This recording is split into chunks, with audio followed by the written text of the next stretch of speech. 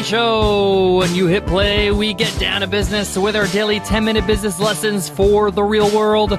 I'm your host, your coach, your teacher, Omar Zenhom. I'm also the co-founder of the $100 MBA, a complete business training and community online. And in today's episode, you will learn, should you invest in getting headshots? Should you spend the time and money in getting professionally done photographs of yourself? How important is that in business? Do you really need it? And how much would it cost you in terms of time and money to get it done? Oh, and of course, are there any benefits to getting it done properly?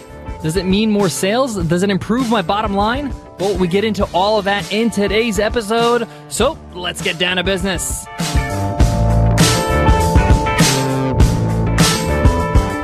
Today's episode of the $100 MBA Show is sponsored by HostGator. When it comes to your website, guys, you've got to go pro, and that's why we recommend HostGator. We use HostGator for the $100 MBA and Webinar Ninja because they're reliable and their support is unbelievable. You can access somebody 24/7 with their live chat, live phone, and email support. Best of all, they do it all without breaking the bank, and they're giving every listener to the $100 MBA Show 25% off. Just go to HostGator.com and use promo code OmarHookup. Again, that's HostGator.com, promo code OmarHookup. In today's day and age, we can't hide behind our business. We got to get in front of it. More and more people want to know who's behind this company, who's behind all these products. And that's a good thing, because connecting personally with your customers builds trust. And we only buy from people we trust. This is why Apple does these huge keynotes where they have all the representatives, all the CEOs come up and present, because they want to create a bond between the people behind Apple and their users. So you're going to have to show your face. You might as well look good. And having a bad representation of who you are can harm your business and your brand. So getting headshots, getting photos of yourself done properly and displaying them on your website and everything else you do can really, really leverage your business. Because again, people get an impression of you when they see you.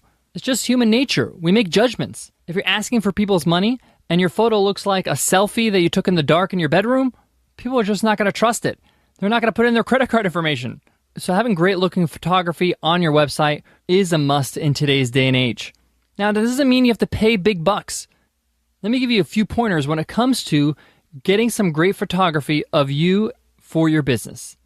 Number one, having great photos are a great asset.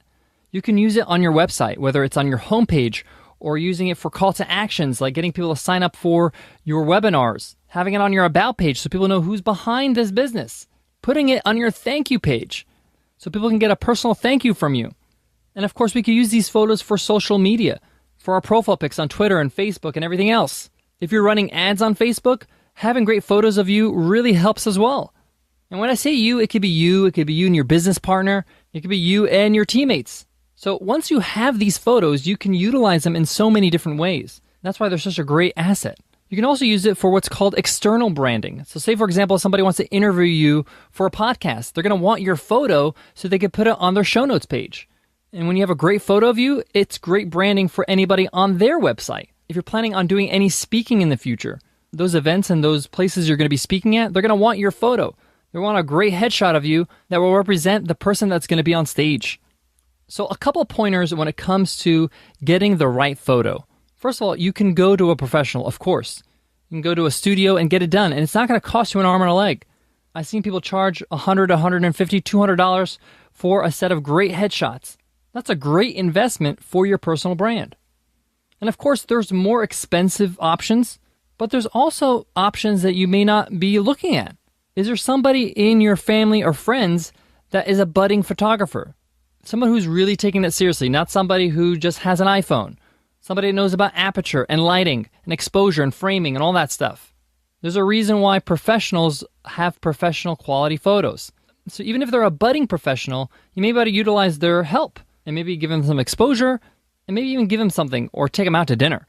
Of course, if you can afford to get a professional and pay a little bit of money, it's the way to go. So a couple of tips when it comes to the actual photos. Number one, you want to make sure your photos are up to date. So even if you have photos right now, so for example, Nicole and I have photos that are taken, we need to update our photos. So we're going to have our photos taken again by a professional. If you're wondering, Tracy Birdsell, she's a fantastic photographer. You can check her out at tracybirdsell.com. Shameless plug because Tracy's amazing. So why are we taking the photos again? Because we took them 3 years ago. And believe it or not, 3 years is a long time ago. We look different. We've grown up. So it's always good to have an up-to-date photo. You want to make sure it looks like you. So when people meet you in person, they're not shocked. They're like, you look nothing like your photo. That's not an impression you want to make. So that also includes making sure your photo looks natural. It's not overly glamorized or airbrushed for that matter. Because again, you want to be relatable. You want to be a real person. Of course, if you're going with a pro, they're going to make sure your photo is framed properly, it's focused properly, the lighting's great, and they choose a suitable background.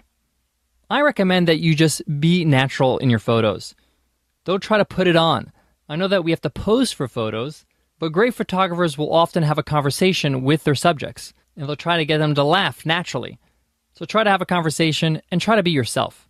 Now you can have these photos done in a studio, so it's a controlled environment, meaning the lighting is controlled, the background's controlled, or you can have it outdoors.